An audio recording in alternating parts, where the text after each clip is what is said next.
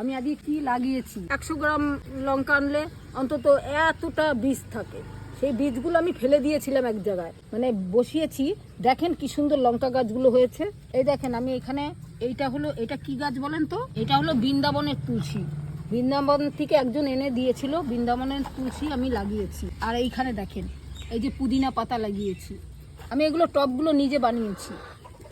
এইখানে দেখেন এই গাছগুলো কি গাছ বলেন তো?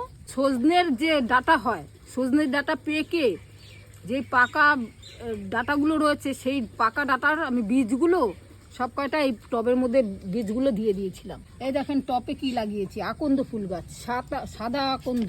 তার নিচে আমি লাগিয়েছি এগুলো পুদিনা পাতা। টপের মধ্যে আমি নানান রকম গাছ এইভাবে এগুলো বানিয়েছি। এই টবগুলো নিজে হাতে আমি কৌটো কেটে বানিয়েছি। কৌটোগুলো ফেলে দিয়েছিলাম, সেই কৌটোগুলো আমি গাছ লাগিয়েছি। তারপরে জবা ফুল, এই যে গাছগুলো লাগিয়েছি সব কটা জ্যান্ত হয়ে যাবে, পুঁতেছি। এইটুকুনি গাছে অনেক ফুল ফোটে। দেখেন এটা কি গাছ বলেন তো?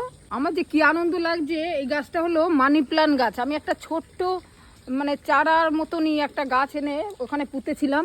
এটা দেখেন গাছ দিয়ে উঠেছে, কত সুন্দর একটা বড় বড় পাতা, দেখেছেন কত বড় বড় পাতা? একটা মানি প্ল্যান্ট গাছের মনে হয় যেন এই পাতাটা মনে হয় খাওয়া যাবে কিছু, এত সুন্দর।